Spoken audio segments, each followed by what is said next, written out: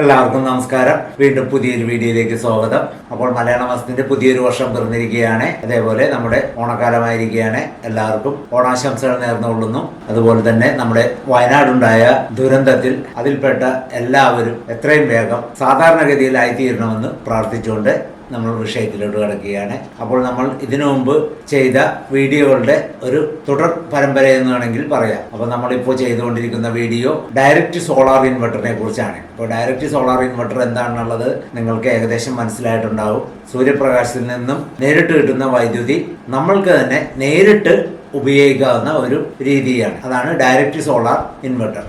അപ്പോൾ പലർക്കും സംശയം, ഈ ഡയറക്റ്റ് സോളാർ സിസ്റ്റം വെച്ച് കഴിഞ്ഞാൽ രാത്രി എന്ത് ചെയ്യുമെന്നാണ്. അപ്പോൾ നമ്മൾ ഈ ഒരു ഇൻവെർട്ടർ ഇത് പ്രധാനമായും ഡിറ്റക്ട് ചെയ്യുന്നത് സോളാർ എനർജിയെയാണ്. അപ്പോൾ ഇതിൽ സപ്പോർട്ടിങ്ങിനായിട്ട് ഷെയറിങ്ങിന് വേണ്ടി ഗ്രിഡ് ലൈനും കൂടി കൊടുക്കാമെന്നുള്ളൊരു ഓപ്ഷനും കൂടിയുണ്ട്. ഇതിൽ A to Z reverse protection ഉള്ളതുകൊണ്ട് സോളാർ എനർജി ഗ്രിഡ് ലൈനിലോട്ട് കയറി പോവുകയോ സോളാർ എനർജി ഡയറക്റ്റ് ഔട്ട്പുട്ടിലോട്ട് പോവുകയോ ചെയ്യുന്നതല്ല. അതിനുവേണ്ടി പ്രത്യേകം റെക്ടിഫയറുകൾ വെച്ചിട്ടുണ്ട്. അതുകൊണ്ട് റിവേഴ്സ് പ്രൊട്ടക്ഷൻ ഇതിൽ ഉള്ളത് കൊണ്ട് തന്നെയാണ് ഇത് ധൈര്യമായിട്ട് നമുക്ക് വീട്ടിൽ ഇൻസ്റ്റാൾ ചെയ്യാവുന്നത്. അപ്പോൾ ഇതിന്റെ ഏറ്റവും കൂടുതൽ ഉപയോഗം ഷോപ്പുകളിലും അതേപോലെ ഓഫീസുകളിലുമാണെന്ന് പറഞ്ഞിട്ടുണ്ട്. എന്നിരുന്നാലും വീടുകളിൽ ഡേ ടൈമിൽ കൂടുതൽ വൈദ്യുതി ഉപയോഗിക്കുന്ന ഉപഭോക്താക്കൾക്ക് ഇത് വളരെയധികം ഗുണം ചെയ്യും. ഒത്തിരി ആളുകൾ ഈ കൊറോണയെ സംബന്ധിച്ച് വീട്ടിലിരുന്നൊക്കെ ജോലി ചെയ്യുന്നുണ്ട്. അപ്പോൾ പലരുടെയും ഓഫീസുകൾ അതിന് ആ കാലഘട്ടത്തിൽ നഷ്ടപ്പെട്ടതുകൊണ്ട് ഇപ്പോഴും അത് പൂർണ്ണമായിട്ടില്ല. അതുകൊണ്ട് തന്നെ വീടുകളിൽ ഇരുന്ന് ജോലി ചെയ്യുന്നവരുടെ എണ്ണം ഒരുപാടുണ്ട്. അപ്പോൾ അവർക്കൊക്കെ ഇത് ഉപകാരപ്പെടുന്നതാണ്. ഡേ ടൈമിൽ ഡയറക്റ്റ് സോളാർ സിസ്റ്റം വെച്ച് കഴിഞ്ഞാൽ നമുക്ക് കറണ്ട് പോകുന്ന ഒരു വിഷയം വരുന്നില്ല. സാധാരണ ഗ്രിഡ് ലൈനിൽ അറ്റകുറ്റപ്പണികൾ വരുമ്പോൾ മണിക്കൂറുകളോളം വൈദ്യുതി തടസ്സപ്പെടും. ആ ഒരു പ്രശ്നം നമുക്ക് സാധാരണ വീടുകളിലുള്ള ഇൻവെർട്ടർ വെച്ച് പരിഹരിക്കാം. ചിലപ്പോൾ രാവിലെ തൊട്ട് വൈകുന്നേരം വരെയൊക്കെ കറണ്ട് പോകുന്നതുണ്ട്, അല്ലെങ്കിൽ രാവിലെ തൊട്ട് ഉച്ച വരെയൊക്കെ പോകുന്ന മെയിൻ്റനൻസ് വർക്കുകളുണ്ട്. അപ്പോൾ അതിന് നമ്മളുടെ കയ്യിലുള്ള ഇൻവെർട്ടർ മതിയാവില്ല. സാധാരണ എല്ലാവരുടെയും കയ്യിലുള്ളത് സിംഗിൾ ബാറ്ററി സിസ്റ്റം ആയിരിക്കാം. അപ്പോൾ സിംഗിൾ ബാറ്ററി സിസ്റ്റത്തിൽ ചിലപ്പോൾ വൈകുന്നേരം വരെ അല്ലെങ്കിൽ ഉച്ച വരെ കിട്ടണമെന്നില്ല. അപ്പോൾ ആ ഒരു അവസരത്തിലാണ് നമുക്കിത് ഡയറക്റ്റ് സോളാർ സിസ്റ്റം അവിടെ വീടുകളിൽ പ്രയോജനപ്പെടുന്നത്. എന്തുകൊണ്ടെന്നാൽ പൂർണ്ണമായിട്ടും വൈദ്യുതി ഉണ്ട്. വൈദ്യുതി ഒരു കാരണവശാലും നിലയ്ക്കുന്നില്ല എന്ന് പറഞ്ഞാൽ നമ്മൾ ഡയറക്റ്റ് എടുത്തുകൊണ്ടിരിക്കുകയാണ്. അപ്പോൾ ഇതിൻ്റെ എഫക്റ്റീവ് ടൈം എന്ന് പറഞ്ഞു കഴിഞ്ഞാൽ 10 മണി തൊട്ട് 4 മണി വരെ ഇതിൻ്റെ എഫക്റ്റീവ് ടൈമാണ്. അപ്പോൾ നോർമലി നമ്മൾ 8 പാനൽ വെച്ച് കഴിഞ്ഞ് കഴിഞ്ഞാൽ രാവിലെ ഒരു 7 മണി തൊട്ട് പ്രൊഡക്ഷൻ വന്നു തുടങ്ങും. അപ്പോൾ 7 മണി തൊട്ട് പ്രൊഡക്ഷൻ വന്നു തുടങ്ങിക്കഴിഞ്ഞാൽ നമുക്ക് ഉപയോഗിക്കാം. പക്ഷേ ആ സോളാർ ഡിറ്റക്റ്റ് ചെയ്തെങ്കിലും പോരായ്മയുള്ള വൈദ്യുതി, അതായത് നമ്മൾ ഉപയോഗിക്കുന്നതിൽ കുറവുള്ള വൈദ്യുതി ഗ്രിഡിൽ നിന്ന് ഷെയർ ചെയ്യുന്നതാണ്. അപ്പോൾ ഏകദേശം ഒരു 9 മണിയോടുകൂടി 75% എത്തിയിട്ടുണ്ടാവും. അപ്പോൾ നമുക്ക് ബാക്കിയുള്ള 25% ആ ടൈമിൽ മതിയാവും. അപ്പോൾ അതാണ് ഈ ഡയറക്റ്റ് സോളാർ സിസ്റ്റം. പിന്നെ ഒത്തിരി പേർ ഇത് ബാറ്ററി കണക്ട് ചെയ്യാൻ പറ്റുമോ, രാത്രിയും കൂടി ഉപയോഗിക്കാൻ പറ്റുമോ എന്നുള്ള ഒരു ചോദ്യം നമ്മളെ കമൻറ്റ് ബോക്സിൽ ചോദിച്ചിട്ടുണ്ടായിരുന്നു. അപ്പോൾ അതിനൊരു മറുപടിയായിട്ട് നമ്മൾ ഇപ്പോൾ ഇതിൽ ബാറ്ററി നമുക്ക് ആഡ് ചെയ്യാം. പക്ഷേ ബാറ്ററി ആഡ് ചെയ്യുമ്പോൾ നമ്മൾക്ക് വരുന്നൊരു അഡീഷണൽ ചിലവുണ്ട്. നമ്മൾ ഈ ഒരു സിസ്റ്റം വളരെ ചുരുങ്ങിയ ചിലവിലാണ് ഈ ഒരു യൂണിറ്റ് ഉണ്ടാക്കിയിരിക്കുന്നത്. കാരണം ഇത് വലിയൊരു കോസ്റ്റ് വരുന്ന ബാറ്ററിയും അതേപോലെ വലിയൊരു കോസ്റ്റ് വരുന്ന ട്രാൻസ്ഫോമറും ഒഴിവാക്കിയിട്ടുണ്ട്. അപ്പോൾ നമ്മൾ ആ 2 സിസ്റ്റവും കൂടി ഇതിലോട്ട് തിരിച്ചു കൊണ്ടുവന്നാലേ നമുക്ക് ഫുൾ ടൈം, അതായത് 24 hours ഈ ഒരു ഇൻവെർട്ടർ തന്നെ പ്രവർത്തിക്കുകയുള്ളൂ. അപ്പോൾ ഇതിന് വേണ്ട ബാറ്ററി എന്ന് പറഞ്ഞു കഴിഞ്ഞാൽ നമുക്ക് വലിയൊരു എണ്ണമാണ് ബാറ്ററി വേണ്ടത്. വലിയൊരു എണ്ണമാണെങ്കിലും അതിൻ്റെ AH കുറവ് മതി എന്നുള്ളതാണ് വലിയൊരു പ്രത്യേകത. അപ്പോൾ ഇതിൽ 18 ബാറ്ററി വെച്ചാൽ ഇത് ഫുൾ ടൈം, അതായത് സോളാർ എനർജി വൈകുന്നേരം തീർന്നു കഴിഞ്ഞ് കഴിഞ്ഞാൽ നമുക്ക് ആ ബാറ്ററി ബാക്കപ്പിൽ ഫുൾ ടൈം ഓടിക്കാവുന്നതാണ്. അപ്പോൾ ആ ബാറ്ററി ബാക്കപ്പ് എന്ന് പറഞ്ഞു കഴിഞ്ഞാൽ എണ്ണം കൂടുതൽ ഉള്ളത് കൊണ്ട്, അതായത് 18 എണ്ണം ഉള്ളത് കൊണ്ട് അതിൻ്റെ AH വളരെയധികം കുറക്കാം. ബാറ്ററിയുടെ എണ്ണം കൂടുമ്പോൾ വോൾട്ട് കൂടുമ്പോൾ ഡിസ്ചാർജ് കുറയുന്നു, അതായത് കൺസംഷൻ ചെയ്യുന്ന ആംബിയർ കുറയുന്നു. അതുകൊണ്ടാണ് നമുക്ക് കുറഞ്ഞ AH മതി എന്ന് പറയുന്നത്. ഇതിൽ 20 AHോ 15 AHോ ഉപയോഗിക്കാവുന്നതാണ്. അപ്പോൾ നമുക്ക് 20 AH ആയാലും 15 AH ആയാലും 50,000 രൂപയിൽ താഴെയുള്ള ഒരു ചെലവേ വരുന്നുള്ളൂ. സാധാരണഗതിയിൽ നമ്മളൊരു 36 വോൾട്ട് സിസ്റ്റം എടുക്കുകയാണെങ്കിൽ അപ്പോൾ നമ്മൾ അവിടെ വെക്കേണ്ടത് 200, 220, 240 AHന്റെ ബാറ്ററി വെച്ചാലേ നമുക്ക് 24 hours വർക്ക് ചെയ്യുള്ളൂ. ആ ഒരു കാഴ്ചപ്പാടാണെങ്കിൽ നമുക്ക് 3 ബാറ്ററി വാക്കുന്ന ചെലവേ ഇതിന് വരുന്നുള്ളൂ. അപ്പോൾ അങ്ങനെ നോക്കുമ്പോൾ നമുക്ക് അതൊരു ലാഭകരമാണ്. പക്ഷേ ഇതിൻ്റെ കൂടെ നമ്മൾ നോർമലി ഓഫ് ഗ്രിഡ് സിസ്റ്റം വെക്കുന്നത് പോലെ ഇതിലൊരു ഔട്ട്പുട്ട് ട്രാൻസ്ഫോമർ കൂടി വെക്കേണ്ടി വരും. അപ്പോൾ ആ ഒരു ഔട്ട്പുട്ട് ട്രാൻസ്ഫോമറിൻ്റെയും കൂടി ചിലവ് വരുന്നു. പകൽ ടൈം ഈ ബാറ്ററി ചാർജ് ചെയ്യുന്നതിന് വേണ്ടി ഇതിലൊരു ചാർജർ കൂടി വെക്കേണ്ട ഒരു ആവശ്യം വരുന്നു. അപ്പോൾ അതിൻ്റെയും കൂടി ഒരു കോസ്റ്റ് വരുന്നു. ചാർജർ എന്ന് പറഞ്ഞു കഴിഞ്ഞാൽ നമുക്കിപ്പോൾ സാധാരണഗതിയിലുള്ള ചാർജറല്ല ഇതിന് വെക്കേണ്ടത്. 18 ബാറ്ററി ആകുമ്പോൾ ഹൈ വോൾട്ടേജ് ആണ് വരുന്നത്. അപ്പോൾ അത്രയും വോൾട്ടേജിൽ ചാർജ് ചെയ്യുന്ന ഒരു ചാർജർ യൂണിറ്റും കൂടി അഡീഷണൽ വെക്കണം. അപ്പോൾ അത് വോൾട്ടേജ് കൂടിയത് കൊണ്ട് അതിൻ്റെ കോസ്റ്റ് കുറച്ച് കൂടുതലായിരിക്കും. അപ്പോൾ നമ്മളിപ്പോൾ ഇന്ന് ഇവിടെ അവതരിപ്പിക്കുന്ന സിസ്റ്റം 10 kW ആണ്. അതായത് 10,000 വാട്ട്സിൻ്റെ ഇൻവെർട്ടറാണ്. അപ്പോൾ 10,000 വാട്ട്സിൻ്റെ ഇൻവെർട്ടർ എന്ന് പറഞ്ഞു കഴിഞ്ഞാൽ നോർമലി നമ്മളുടെ ഈ യൂണിറ്റ് ഹെവി ലോഡിന് വേണ്ടി ഡിസൈൻ ചെയ്തിരിക്കുന്നതാണ്. അല്ലാതെ ലൈറ്റ് ലോഡിന് വേണ്ടി ഡിസൈൻ ചെയ്തതല്ലാത്തതുകൊണ്ട് എല്ലാവരും പ്രത്യേകം ശ്രദ്ധിക്കുക. നമ്മളുടെ ഈ യൂണിറ്റ് ഹെവി ലോഡിന് വേണ്ടി മാത്രമുള്ളതാണ്. പലരുടെയും സംശയം വോൾട്ടേജ് കുറഞ്ഞു പോകുമോ, അല്ലെങ്കിൽ വെയിൽ കുറയുമ്പോൾ വോൾട്ടേജ് കുറഞ്ഞു പോകുമോ, ഔട്ട്പുട്ട് കുറയുമോ എന്നുള്ളതാണ്.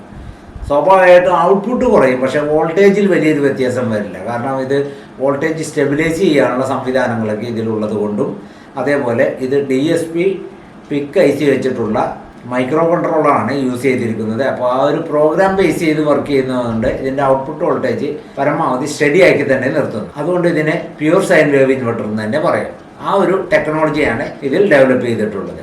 10,000 വാട്ട്സിൻ്റെ യൂണിറ്റ് വെച്ച് കഴിഞ്ഞ് കഴിഞ്ഞാൽ നമുക്ക് ഉപയോഗിക്കാവുന്ന ലോഡിൻ്റെ പരിധി വളരെയധികം കൂടുതലായതുകൊണ്ടും, അതേപോലെ ഇതിൽ 8 പാനൽ 2 സ്ട്രിങ് ആയിട്ട് വെക്കുന്നത് കൊണ്ട് നമുക്ക് രാവിലെ തന്നെ പ്രൊഡക്ഷൻ ഉണ്ടാകും. രാവിലെ തന്നെ പ്രൊഡക്ഷൻ എന്ന് പറഞ്ഞാൽ ചെറിയൊരു വെളിച്ചം വന്നു തുടങ്ങുമ്പോൾ തന്നെ നമുക്ക് നല്ലൊരു ഔട്ട്പുട്ട് കിട്ടി തുടങ്ങുന്നു. അപ്പോൾ നമ്മൾ ഇതിൽ 10,000 വാട്ട്സ് ആണെങ്കിൽ രാവിലെ തൊട്ട് തന്നെ നമുക്ക് ഫുൾ ടൈം ഈ സോളാർ ഓപ്ഷൻ ആയിരിക്കുള്ളൂ. അതായത് നമുക്ക് രാവിലെ തുടങ്ങി തന്നെ ഇത്രയും ഔട്ട്പുട്ട് ഉള്ളത് കൊണ്ട് രാവിലെയുള്ള എല്ലാ പ്രവർത്തനങ്ങളും നടക്കുന്നു. കാരണം നമ്മൾ 10,000 വാട്ട്സിൻ്റെ പാനലാണ് ഇതിലോട്ടുള്ള ഇൻപുട്ട് കൊടുത്തിരിക്കുന്നത്. അപ്പോൾ ആ 10,000 വാട്ട്സിൻ്റെ പാനലിൽ നിന്ന് നമുക്ക് ചുരുങ്ങിയത് ഒരു പകുതിയെങ്കിലും, അല്ലെങ്കിൽ ഒരു 40% ഉറപ്പായിട്ടും കിട്ടുന്നതാണ്. അതേപോലെ തന്നെ വൈകുന്നേരം 4 മണിക്ക് ശേഷമുള്ള അവസ്ഥയിലും നമുക്ക് ഈ ഒരു സിസ്റ്റം അല്ലെങ്കിൽ ഈ ഒരു പ്രക്രിയ തന്നെയാണ് അവിടെ നടക്കുന്നത്. അപ്പോൾ നമുക്ക് ഈ 10 തൊട്ട് 4 വരെ എന്ന് പറഞ്ഞു കഴിഞ്ഞാൽ ഇതിൻ്റെ മാക്സിമം എഫിഷ്യൻസി വരുന്ന സമയമാണ്. അതിൻ്റെ പീക്ക് ടൈം എന്ന് പറഞ്ഞു കഴിഞ്ഞാൽ 12 മണി തൊട്ട് 2 മണി വരെയാണ് പീക്ക് ടൈം. നമുക്ക് ആ പാനലിൽ എഴുതിയിരിക്കുന്നതിൻ്റെ മാക്സിമം ഔട്ട്പുട്ട് പ്രൊഡ്യൂസ് ചെയ്യുന്ന സമയമാണ് 12 മണി തൊട്ട് 2 മണി വരെ. അപ്പോൾ നമുക്ക് ഇങ്ങനെ ഒരു 2 സ്ട്രിങ് ഉള്ള യൂണിറ്റ് വെക്കുകയാണെങ്കിൽ നമുക്ക് ഫുൾ ടൈം വൈദ്യുതി, അതായത് രാവിലെ തൊട്ട് വൈദ്യുതി ആയിരിക്കും. പിന്നെ നമ്മുടെ കയ്യിൽ പൈസ ഉണ്ടെങ്കിൽ നമുക്ക് ഈ ബാറ്ററി കൂടി ആഡ് ചെയ്താൽ ഇത് 24 വോൾട്ട് സിസ്റ്റമായിട്ട് വരും. അതല്ല, ഇനി നമ്മുടെ വീട്ടിൽ 2 ബാറ്ററിയുടെ സിസ്റ്റം ഒക്കെ ഉണ്ടെങ്കിൽ നമുക്ക് നൈറ്റ് ആ 2 ബാറ്ററി കണക്ട് ചെയ്തിട്ട് വീട്ടിൽ ഉപയോഗിക്കാം. കാരണം ഓഫീസുകളിലും ഷോപ്പുകളിലും നൈറ്റിൻ്റെ വലിയൊരു ആവശ്യം വരുന്നില്ല. ഓഫീസ് വൈകുന്നേരം അടക്കും. ഷോപ്പിലാണെങ്കിൽ വൈകുന്നേരം ഈ 2 ബാറ്ററി സിസ്റ്റം ഉണ്ടെങ്കിൽ നമുക്ക് ആ ഷോപ്പ് അടയ്ക്കുന്നവരെ ആ ഒരു യൂണിറ്റ് വെച്ചിട്ട് പ്രവർത്തിപ്പിക്കാം. അപ്പോൾ നിലവിലുള്ള ഇൻവെർട്ടർ ഒരിക്കലും നമുക്ക് ഇതിൽ നിന്ന് ഈ ഇൻവെർട്ടർ വെക്കുമ്പോൾ കളയേണ്ട ആവശ്യം വരുന്നില്ല. ആ ഒരു ബാറ്ററി സിസ്റ്റം വെച്ചിട്ട് തന്നെ നമുക്ക് രാത്രിയിലുള്ള കാര്യങ്ങൾ ഇതിൽ നടക്കുന്നതാണ്. അപ്പോൾ എല്ലാവരും പ്രത്യേകം ശ്രദ്ധിക്കുക. നമ്മളിപ്പോൾ 8 പാനൽ 2 സ്ട്രിങ് ആയിട്ട് വെച്ച് കഴിഞ്ഞാൽ ഇതിനു മുമ്പ് കാണിച്ച 7 kWയുടെ ഇൻവെർട്ടർ നമുക്ക് ഇതിൽ ഈ 2 സ്ട്രിങ് പാനലിൽ യൂസ് ചെയ്യാം. ആ സമയത്ത് നമുക്ക് ഔട്ട്പുട്ട് നേരത്തെ പറഞ്ഞ പ്രക്രിയ തന്നെയാണ്. രാവിലത്തെ സമയവും വൈകുന്നേരത്തെ സമയവും നമുക്ക് ബാലൻസ് ചെയ്യാൻ സാധിക്കുന്ന തരത്തിലുള്ള ഔട്ട്പുട്ട് ഇതിൽ നിന്നും കിട്ടുന്നതാണ്. അപ്പോൾ ഇതിനു മുമ്പ് വളരെ ഡീറ്റെയിൽഡ് ആയിട്ട് ഈ ഒരു പ്രക്രിയയെ കുറിച്ച് പറഞ്ഞെങ്കിലും ചെറുതായിട്ടൊന്ന് നമ്മളൊന്ന് ഓടിച്ചു പോവുകയാണ്. അപ്പോൾ ഒത്തിരി പേരുടെ കമൻറ്റുകൾ വളരെ സ്പീഡിൽ പറയണം, അതേപോലെ വളരെയധികം ചുരുക്കി പറയണം എന്നൊക്കെയാണ് കമൻറ്റ് ബോക്സിൽ കണ്ടത്. പക്ഷേ ഇതൊരു തുടക്കക്കാർക്കോ ഇല്ലെങ്കിൽ ഇതിനെക്കുറിച്ച് ചെറിയൊരു അറിവുള്ളവർക്കോ ഞാനിത് വളരെയധികം സ്പീഡിൽ പറഞ്ഞാൽ അവർക്ക് ഒരു കാര്യവും മനസ്സിലാവില്ല. അതേപോലെ വളരെ ചുരുക്കിൽ പറഞ്ഞു കഴിഞ്ഞാൽ അതും അവർക്ക് മനസ്സിലാവില്ല. കാരണം നമ്മൾ കുറേയൊക്കെ മറച്ചു വെച്ചുകൊണ്ടോ കുറേയൊക്കെ വിഴുങ്ങിക്കൊണ്ടോ ഒക്കെ സംസാരിച്ചുകൊണ്ട് ഇതിനെക്കുറിച്ചുള്ള ഒരു ജ്ഞാനം തന്നെ കിട്ടില്ല. നമ്മളിപ്പോൾ ഇത്രയും പറയുമ്പോൾ തന്നെ ആൾക്കാർക്ക് പല പല സംശയങ്ങളുണ്ടാകും. അപ്പോൾ അതൊക്കെ നമ്മൾ കമൻറ്റ് ബോക്സിൽ വരുന്നതനുസരിച്ച് അത് തീർത്തു കൊടുക്കുന്നതാണ്. പക്ഷേ നമ്മൾ മാക്സിമം വളരെ ആൾക്കാർക്ക് മനസ്സിലാവുന്ന രീതിയിലും ആൾക്കാർക്ക് പെട്ടെന്ന് പറയുമ്പോൾ അതങ്ങോട്ട് ഓടിപ്പോകുന്ന അല്ലാത്ത രീതിയിലും പറഞ്ഞു കഴിഞ്ഞാൽ കാര്യങ്ങൾ വളരെയധികം വ്യക്തമായിട്ട് കിട്ടുകയുള്ളൂ. നമ്മൾ അങ്ങനെ ഒരു സിസ്റ്റത്തിൽ കൂടിയാണ് ഇത് പറയുന്നത്. അപ്പോൾ അതുകൊണ്ട് തന്നെ എല്ലാവർക്കും മനസ്സിലായിട്ടുണ്ടെന്ന് വിചാരിക്കുന്നു. നമുക്ക് നേരെ വീഡിയോയിലിട്ട് കിടക്കാം.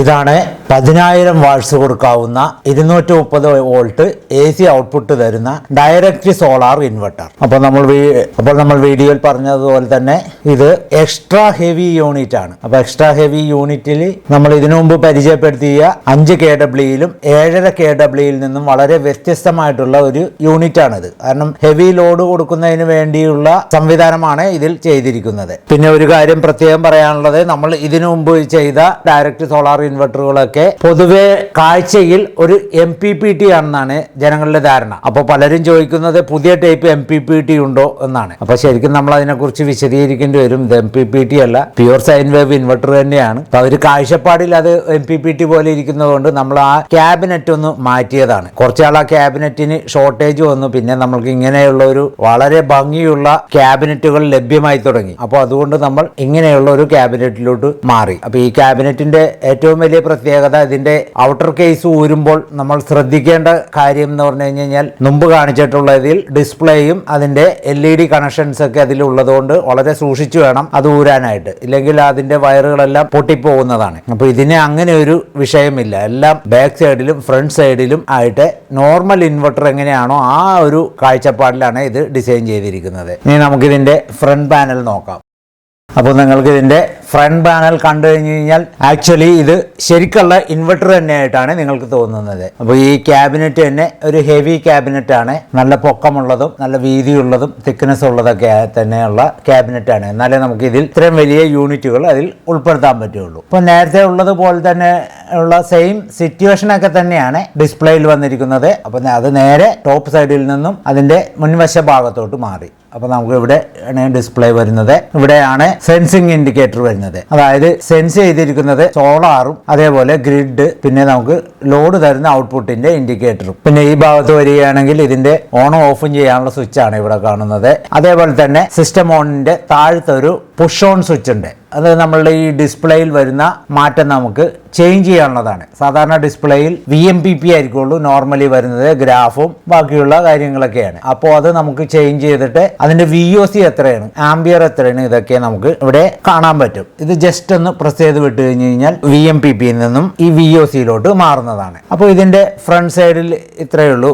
നമുക്ക് ഇതിന്റെ ബാക്ക് സൈഡ് കൂടി നോക്കാം. ഇനി നമുക്ക് ഇതിന്റെ ബാക്ക് സൈഡ് നോക്കുകയാണെങ്കിൽ ഇതിന്റെ പ്രധാനപ്പെട്ട ഇൻപുട്ടാണ് ഈ സൈഡിൽ കാണുന്നത്. സോളാർ ഇൻപുട്ടും അതേപോലെ ഗ്രിഡ് ഇൻപുട്ടും. ശരിക്കും ഈ ഒരു ഇൻവെർട്ടർ ആദ്യം ഡിറ്റക്ട് ചെയ്യുന്നത് സോളാർ ആയിരിക്കുള്ളൂ. കാരണം സോളാറിലായിരിക്കുള്ളൂ ഹെവി വോൾട്ടേജും VOCയും VMPPയും വരുന്നത്. അതുകൊണ്ട് ആദ്യം ഡിറ്റക്ട് ചെയ്യുന്നത് സോളാർ ആയിരിക്കും. അപ്പോൾ ഈ സോളാർ ഡിറ്റക്ട് ചെയ്ത് കഴിഞ്ഞാൽ പിന്നെ അത് മാറുന്ന വിഷയം വരുന്നില്ല. കാരണം VMPP അത് VOC ഒക്കെ ഹൈ ആയിരിക്കുള്ളൂ. അതായത് നമ്മൾ ഈ ഗ്രിഡ് കൊടുക്കുന്നതിനേക്കാൾ ഹൈ ആയതുകൊണ്ടാണ് ആദ്യം ഡിറ്റക്ട് ചെയ്യുന്നത്. കാരണം സോളാർ നമ്മൾ ഡിറ്റക്ട് ചെയ്യുന്നത് എന്തുകൊണ്ടെന്നാൽ നമ്മൾ ഇതിൽ കൊടുക്കുന്ന VOC 400 ആണ്. അപ്പോൾ 400 ഉള്ളത് കൊണ്ട് നമ്മളുടെ ഗ്രിഡിനെക്കാളും ഏകദേശം ഇരട്ടിയാണെന്ന് പറയാം. അപ്പോൾ അതുകൊണ്ട് ഫസ്റ്റ് പ്രിഫറൻസ് കൊടുക്കുന്നത് സോളാറിലായിരിക്കുള്ളൂ. അത് കാരണം ഒരിക്കലും ഇത് ഗ്രിഡിലോട്ട് മാറുന്നതല്ല. അതുകൊണ്ടാണ് നമ്മൾ ഇതിനെ ഡയറക്റ്റ് സോളാർ ഇൻവെർട്ടർ എന്ന് പറയുന്നത്. അപ്പോൾ ഈ 2 ഇൻപുട്സ് എന്ന് പറയുന്നത് ഇവിടെ PV നെഗറ്റീവ്, PV പോസിറ്റീവ്, അതായത് panel volt negative, panel volt positive. പിന്നെ അടുത്തത് വരുന്നത്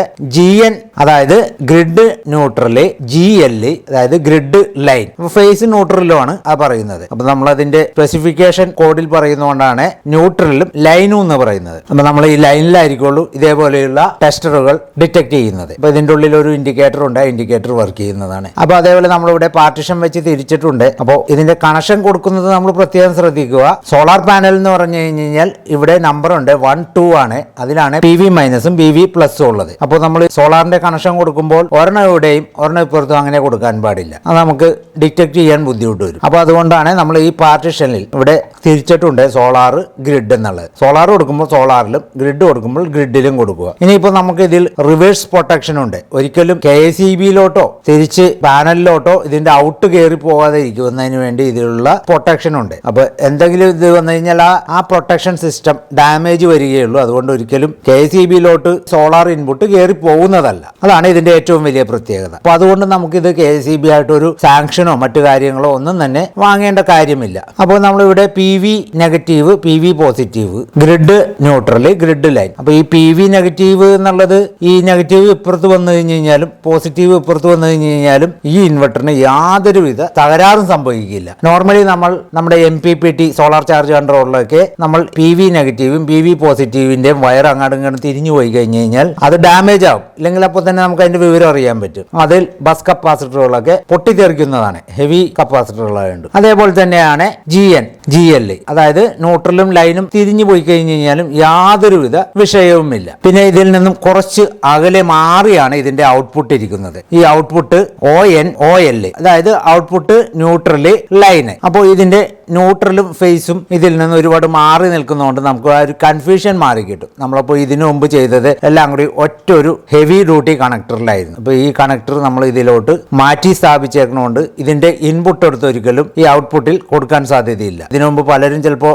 അറിയാണ്ട് ചിലപ്പോൾ ഈ ഇൻപുട്ട് എടുത്ത് ഔട്ട്പുട്ടിൽ കൊടുത്തു കഴിഞ്ഞ് കഴിഞ്ഞാൽ ഇതിന്റെ പ്രധാന ഘടകമായ IGBT ബേൺ ചെയ്തു പോകും. അപ്പോൾ അത് ഇല്ലാതിരിക്കുവാനാണ് നമ്മൾ ഈ ഇതിന്റെ ഇൻപുട്ടും ഔട്ട്പുട്ടും വളരെ അകത്തി വെച്ചിരിക്കുന്നത്. ഇപ്പോൾ നമ്മളിവിടെ ഔട്ട്പുട്ട് എന്ന് എഴുതിയിട്ടുണ്ട്, ഇതിലും സ്റ്റിക്കർ വെച്ചിട്ടുണ്ട്, ഇവിടെയും സ്റ്റിക്കർ വെച്ചിട്ടുണ്ട്. അപ്പോൾ ഇവിടെ 2 സ്ക്രൂ പോർഷൻ ഉണ്ട്. ഇതിന്റെ ഉള്ളിൽ നിന്ന് വരുന്ന വയറെല്ലാം ഇവിടെ കണക്ട് ചെയ്തിട്ടുണ്ട്. അപ്പോൾ ഈ സ്റ്റിക്കർ ഒട്ടിച്ചേക്കണോണ്ട് ഒരു കാരണവശാലും സ്ക്രൂ ഡ്രൈവർ കൊണ്ട് ആ ലൈൻ അഴിച്ചു പിടിക്കാൻ കഴിയുന്നതല്ല. കാരണം ഈ സ്റ്റിക്കർ പൊളിച്ചു കളഞ്ഞാലേ ആ ലൈൻ പോകുള്ളൂ. അപ്പോൾ അതുകൊണ്ട് അത് ലൂസാകാൻ സാധ്യത തീരെയില്ല. അപ്പോൾ ഈ സ്ക്രൂ എല്ലാം ഈ സ്ക്രൂവിൽ തന്നെ കണക്ട് ചെയ്താൽ മതി. ഇതൊരു ഹെവി ഡ്യൂട്ടി കണക്ടർ ആയതുകൊണ്ട് ഇതിന് ഡാമേജ് വരുക 99% കുറവാണ്. ഇനി ഇവിടെ ഒരു പ്രധാനപ്പെട്ട ഐറ്റം ഉണ്ട്, എർത്തിങ്, അതായത് ഗ്രൗണ്ട് ചെയ്യലാണിത്. അപ്പൊ ഗ്രൗണ്ട് ചെയ്യുന്നതിന് വേണ്ടി നമ്മൾ ഇതിവിടെ ഈ ബോൾട്ടിൽ എർത്ത് ലൈൻ ഒരു സോക്കറ്റ് ഇട്ടിട്ട് ഇതിലോട്ട് ഡയറക്റ്റ് കൊടുക്കുക. കാരണം നമ്മുടെ പ്രൊട്ടക്ഷന് വേണ്ടിയാണ്. കാരണം ഇതിൽ സോളാറും ഗ്രിഡും എല്ലാം കൂടി കയറുമ്പോൾ നമുക്ക് ഈ ബോഡി പക്കയായിട്ട് എർത്ത് ചെയ്തിരിക്കണം. AC-യും ഫ്രിഡ്ജും അതേപോലെ വരുന്ന ഹെവി യൂണിറ്റുകൾ ഉപയോഗിക്കുന്നതിന് വേണ്ടി എർത്ത് ലൈൻ നിർബന്ധമായിട്ടും കൊടുക്കേണ്ടതുണ്ട്. അതിൽ യാതൊരുവിധ വിട്ടുവീഴ്ചയുമില്ല. പിന്നെ നമ്മളിവിടെ ഒരു സോക്കറ്റ് വെച്ചിരിക്കുന്നത് ഇതിന്റെ സെറ്റപ്പ് സ്വിച്ച് ആണ്. നമുക്കിത് കാലിബ്രേഷൻ ചെയ്യുന്നതിന് വേണ്ടി പുറമേ ഒന്ന് ചെയ്യാനുള്ള സംവിധാനം ഇതിൽ വെളിയിൽ വെച്ചിട്ടുണ്ട്. കൂടാതെ വരുന്നത് ഇവിടെ ഒരു കൂളിംഗ് സിസ്റ്റം വെച്ചിട്ടുണ്ട്. സാധാരണ ഹെവി ഡ്യൂട്ടി ഫാൻ തന്നെയാണ് വെച്ചിരിക്കുന്നത്. അപ്പോൾ ഒരു കൂളിംഗ് സിസ്റ്റം വളരെ ഭംഗിയായിട്ട് വർക്ക് ചെയ്യുന്നതാണ്. ഇത് നോർമലി ഇൻവെർട്ടറിൽ വരുന്ന ഒരു സ്വിച്ച് ആണ്. അതായത് നമ്മൾ ഗ്രിഡ് ലൈനൊക്കെ കട്ട് ചെയ്യുന്നതിന് വേണ്ടി ഇൻവെർട്ടറിൽ വരുന്നതാണ്. അപ്പോൾ ഇത് നമ്മൾ ഈ ഹോള് കവർ ചെയ്യാൻ വേണ്ടി വെച്ചതേ ഉള്ളൂ, വേറെ ഇതിൽ വിഷയങ്ങളൊന്നുമില്ല. ഇനി നമുക്ക് ഇതിന്റെ അകവശം ഒന്ന് തുറന്നു നോക്കാം. ഇതിന്റെ അകവശം നിങ്ങൾക്ക് വളരെ വ്യക്തമായിട്ട് കാണാമെന്ന് വിചാരിക്കുന്നു. നമ്മൾ ഇതിനു മുമ്പ് ചെയ്ത 7 kV ചെയ്ത അതേപോലുള്ള ബോർഡുകളൊക്കെ തന്നെയാണ് ഇതിലിരിക്കുന്നത്. അപ്പോൾ ബോർഡിൽ തന്നെ നോർമൽ IGBT അതിൽ 8 എണ്ണം ഇട്ടിട്ടാണ് നമ്മൾ 7 kV ചെയ്തിരിക്കുന്നത്. അതേപോലെ 5 kW ചെയ്തിരിക്കുന്നത് 4 IGBT നോർമൽ ഇട്ടിട്ടാണ്. അപ്പോൾ 7 kWയിൽ വെച്ചിരിക്കുന്ന സെയിം വലിയൊരു കപ്പാസിറ്റർ ആണ് ഇവിടെ ഇട്ടിരിക്കുന്നത്. ഏകദേശം 5000 UF 450 വോൾട്ടിന്റെ ആണ്. നല്ല ഹെവി ആയിട്ടുള്ള കപ്പാസിറ്റർ ആണ്. അപ്പോൾ ഈ ഹെവി കപ്പാസിറ്ററുകളൊക്കെ ഡിസ്ചാർജ് ആകാനായിട്ട് ഒത്തിരി സമയം എടുക്കും. അപ്പൊ നമ്മൾ ഇതിന്റെ ലൈനിലൊക്കെ ഉള്ളിൽ തൊടുമ്പോൾ കറണ്ട് ഓഫ് ആണെങ്കിലും, അതായത് സോളാർ ഓഫ് ആയാലും ഗ്രിഡ് ഓഫ് ആയാലും ഇതിൽ വലിയൊരു കറണ്ട് ഇതിൽ സ്റ്റോർ ചെയ്ത് വെച്ചിരിക്കുന്നതുകൊണ്ട് ഇതിന്റെ അകത്തൊക്കെ നമ്മൾ സ്പർശിക്കുമ്പോൾ 10 മിനിറ്റിന് ശേഷമേ ഇതിൽ തൊടാൻ പാടുള്ളൂ. അപ്പോൾ ഇവിടെ മദർ ബോർഡ് വെച്ചിട്ടുണ്ട്. അതേപോലെ മദർ ബോർഡിനോട് ചേർന്നാണ് ഇതിന്റെ ഹെവി ആയിട്ടുള്ള കോയിൽ വെച്ചിരിക്കുന്നത്. ഈ കോയിൽ നമ്മൾ 7 kVനേക്കാളും കുറച്ചുകൂടി ഹെവി ആയിട്ടാണ് ഈ കോയിലിന്റെ വൈൻഡിങ് ഇരിക്കുന്നത്. 3 ഇഞ്ച് ഫെറൈറ്റ് റിംഗ് ആണ് ഇതിന് ഉപയോഗിച്ചിരിക്കുന്നത്. പിന്നെ വരുന്നത് ഈ ഭാഗത്താണ് ഇതിന്റെ റെക്ടിഫയർ വരുന്നത്. അതായത് സോളാർ ഇൻപുട്ടും KCB ഇൻപുട്ടും ഈ റെക്ടിഫയർ വഴിയാണ് കയറി പോകുന്നത്. 100 ആംപിയറിന്റെ 1000 വോൾട്ട് കപ്പാസിറ്റി ഉള്ള റെക്ടിഫയർ ആണ്. അപ്പൊ ഈ റെക്ടിഫയർ വഴി ആണ് നമുക്ക് ഇതിലോട്ട് വരുന്ന ഇൻപുട്ടിനെ DC ആക്കി വിടുന്നത്. അപ്പോൾ നമ്മൾ KCB AC ആയതുകൊണ്ട് അതിനെ ഇവിടുന്ന് നമ്മൾ DC ആക്കി ബോർഡിലോട്ട് തന്നെ വിടുന്നു. അതേപോലെ സോളാർ ലൈൻ DC തന്നെയാണെങ്കിലും ഒന്നുകൂടി പ്രൊട്ടക്ഷന് വേണ്ടി ഇവിടെ വീണ്ടും റെക്ടിഫൈ ചെയ്യുകയാണ്. അപ്പോൾ നമുക്ക് ആ ഒരു റിവേഴ്സ് പ്രൊട്ടക്ഷനും അതേപോലെ ഗ്രിഡിലോട്ട് പോകാതിരിക്കാനുള്ള സംവിധാനങ്ങളാണ് ഈ ഭാഗത്തുള്ളത്. ഇനിയുള്ളത് ഇവിടെ ഒരു ഔട്ട്പുട്ടിൽ വരുന്ന വലിയൊരു കപ്പാസിറ്റർ ആണ്. അപ്പോൾ നമ്മുടെ ഔട്ട്പുട്ട് സ്റ്റഡിയാക്കി നിർത്താനുള്ള ഒരു കപ്പാസിറ്റർ ആണ്. പിന്നെ ഇവിടെ നമ്മൾ ഇവിടെ ഉപയോഗിച്ചിരിക്കുന്ന മൈക്രോ കൺട്രോളർ, അതായത് മെയിൻ IC നിങ്ങൾക്ക് സുപരിചിതമായിട്ടുള്ളതാണ്. എല്ലാ ഇൻവെർട്ടറിലും, അതായത് നമ്മൾ ഇവിടെ കിട്ടുന്ന K ആയാലും LD ആയാലും MPPT ആയാലും ഇതിൽ ഉപയോഗിക്കുന്ന 30F 2010 എന്ന് പറയുന്ന പ്രധാനപ്പെട്ട മൈക്രോ കൺട്രോളർ ആയിട്ടുള്ള IC ആണ് അതിൽ ഉപയോഗിക്കുന്നത്. ഉപയോഗിച്ചിരിക്കുന്നത്. അപ്പോൾ നമ്മൾ ഈ ഒരു ക്യാബിനറ്റിൽ വളരെ ഒതുക്കി ചെയ്തേക്കുന്നതുകൊണ്ടാണ് നമ്മൾ ഇത് ഫുൾ ആയിരിക്കുന്ന പോലെ തോന്നിയത്. ഇനി അടുത്തതായിട്ട് വരുന്നത് ഇതിന്റെ ഫ്രണ്ട് ഭാഗത്ത് LCD ഡിസ്പ്ലേ അതേപോലെ LED ഡിസ്പ്ലേയും ഉണ്ട്. ഇനി അടുത്തതായിട്ട് വരുന്നത് ഈ ബോർഡിൽ നമ്മൾ നേരത്തെ കണ്ടതുപോലെ നോർമൽ IGBT അല്ല ഇവിടെ ഉപയോഗിച്ചിരിക്കുന്നത്. ഇവിടെ ഉപയോഗിച്ചിരിക്കുന്നത് ഹെവി ഡ്യൂട്ടി ആയിട്ടുള്ള IGBT മോഡ്യൂൾ ആണ് ഉപയോഗിച്ചിരിക്കുന്നത്. അതിനു വേണ്ടി നമ്മൾ ഹെവി ആയിട്ടുള്ള ഹീറ്റ് സിങ്ക് ആണ് ഇവിടെ കൊടുത്തിരിക്കുന്നത്. അപ്പോൾ വളരെ വെയിറ്റ് ഉള്ള ഹീറ്റ് സിങ്ക് ആണ്. അപ്പോൾ അത്രയും തരത്തിലുള്ള IGBTയുടെ സെയിം ഹീറ്റ് സിങ്ക് ആണ് ഇവിടെ വെച്ചിരിക്കുന്നത്. അപ്പോൾ ഇതിൽ 2 IGBT മോഡ്യൂളാണ് വെച്ചിരിക്കുന്നത്. 150 ആംപിയറും 1200 വോൾട്ടുമാണ് IGBTയുടെ പ്രത്യേകത. പിന്നെ നമുക്ക് ഇതിൽ വരുന്നത് 2 വലിയ കപ്പാസിറ്ററുകളാണ്. 2 IGBTക്കും നമ്മൾ ഡിസ്ചാർജിന് വേണ്ടിയും പ്രൊട്ടക്ഷന് വേണ്ടിയും കൊടുത്തിരിക്കുന്നത് 1200 വോൾട്ടിന്റെ നല്ല ക്വാളിറ്റിയുള്ള ആൽക്കൽ എന്ന് പറഞ്ഞ കപ്പാസിറ്റർ ആണ് ഇതിൽ വെച്ചിരിക്കുന്നത്. 2 IGBTക്കും വെച്ചിട്ടുണ്ട്. ഇനിയിപ്പോ IGBTയുടെ ബോർഡിൽ നിന്നുള്ള സെൻസിങ് കണക്ഷൻ ആണ് ഈ ഭാഗത്ത് വരുന്നത്. അപ്പോൾ ആ ഭാഗത്ത് IGBTയുടെ പ്രൊട്ടക്ഷന് വേണ്ടി നമ്മൾ ഈ വരുന്ന കണക്ഷനിലെല്ലാം ഫെറൈറ്റ് റിങ്ങുകളാണ് ഇട്ടിരിക്കുന്നത്. പിന്നെ കൂടാതെ ഇവിടെ വലിയൊരു കൂളിംഗ് സിസ്റ്റം നമ്മൾ വെച്ചിട്ടുണ്ട്. അതായത് 4 ഇഞ്ച് ഡയറക്റ്റ് ഫാൻ ആണ്, അതായത് AC ഫാൻ ആണ് ഇവിടെ വെച്ചിരിക്കുന്നത്. അപ്പോൾ ഈ AC ഫാൻ ഈ IGBTയിലോട്ടും ഹീറ്റ് സിങ്കിലോട്ടും ഡയറക്റ്റ് ഫുൾ ടൈം തിരിഞ്ഞുകൊണ്ടിരിക്കുന്നു. അതായത് ഈ IGBTനെ പ്രൊട്ടക്ട് ചെയ്യാനുള്ളതാണ്. അതായത് കേടുവരുത്താണ്ടിരിക്കാൻ ഇതിന്റെ ചൂട് എപ്പോഴും നോർമലി ഉള്ള കണ്ടീഷനിലാകുന്നതിന് വേണ്ടിയാണ് ഇതേപോലെയുള്ള ഹെവി കൂളിംഗ് സിസ്റ്റം വെക്കുന്നത്. ഇത്രയൊക്കെയാണ് നമ്മൾ ഈ ഉണ്ടാക്കിയിരിക്കുന്ന 10 കിലോ വാട്ട് അല്ലെങ്കിൽ 10,000 വാട്ട്സ് ഇൻവെർട്ടറിന്റെ ഇതിന്റെ ഉള്ളിലെ കാഴ്ചകൾ. അപ്പോൾ എല്ലാവർക്കും ഒരിക്കൽ കൂടി ഓണാശംസകൾ നേർന്നുകൊണ്ട് വീണ്ടും മറ്റൊരു വ്യത്യസ്തമായിട്ടുള്ള ടെക്നിക്കൽ വീഡിയോയുമായി വരുന്നവരെ എല്ലാവർക്കും എൻ്റെ നന്ദി, നമസ്കാരം.